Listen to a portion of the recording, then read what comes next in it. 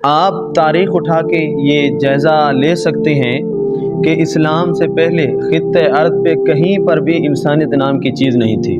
نہ عورتوں کے حقوق تھے، نہ انسانوں کا خیال کیا جاتا تھا، نہ غلاموں کے حقوق پورے کیے جاتے تھے، نہ غریبوں کا احساس کیا جاتا تھا۔ الیاذ باللہ انسانیت کے عہدے سے بھی گر چکے تھے۔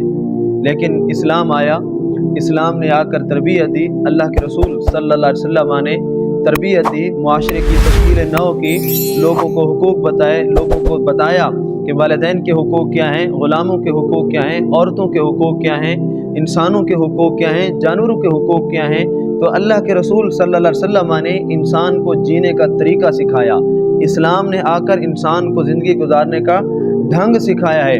اور آج اسی اسلام پر حملہ کرتے ہوئے لوگ کہتے ہیں کہ اسلام انسانیت کا دشمن ہے۔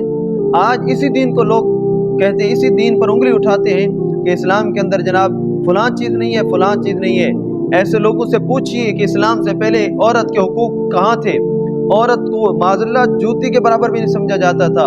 اور صدقے جاؤں میں اسلام پر، صدقے جاؤں میں مصطفیٰ کی عظمت اور شان پر کہ میرے آپ کے آقا و مولا نے اسی عورت کو اٹھا کر وہ مقام دیا ہے کہ ماں کے صورت میں جنت اس کے قدموں میں رکھ دی ہے، اور اسی عورت کو یہ حقوق دیا ہے، اگر بیٹی ہے تو فرمایا جنت کی بشارت ہے، اور اگر بہن ہے تو اس کی خدمت جنت کی ضمانت ہے، اگر بیوی ہے فرمایا لقمہ حلال کھلائے گا تو اللہ اس پر بھی صدقے کا ثواب عطا فرمائے گا۔ اسی طرح غلاموں کے حقوق، یہی حضرت بلال تھے جن کے معاشرے کے اندر جو سلوک کیا جاتا تھا وہ تاریخ کا حصہ ہے۔ آپ سیرت بلال کو پڑھیے، اسلام سے پہلے غلاموں کے ساتھ مکے میں کیا سلوک ہوتا تھا، حضرت بلال کے ساتھ کیا سلوک ہوتا تھا۔ لیکن صدقے جاؤں اسلام پہ، اسلام آیا، بلال نے اپنے سینے کو ایمان کی شمع سے روشن کیا۔ وہی عرب ہے، وہی شہر مکہ ہے، وہی سین حرم ہے۔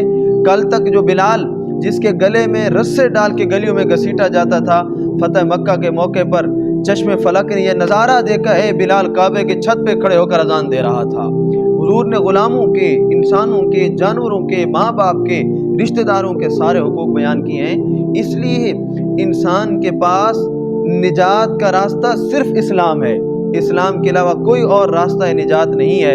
اگر نجات چاہتے ہیں، دنیا اور آخرت میں سرخروئی چاہتے ہیں، کامیابی اور سعادت مندی چاہتے ہیں، تو ہمارے پاس، میرے اور آپ کے پاس صرف ایک ہی راستہ ہے۔ وہ راستہ یہ ہے کہ ہم حضور کے دامن کے ساتھ وابستہ ہو جائیں۔ اسی کو اقبال نے کہا تھا کہ محمد سے وفا تو نے تو ہم تیرے ہیں، یہ جہاں چیز ہے کیا لوح و قلم تیرے۔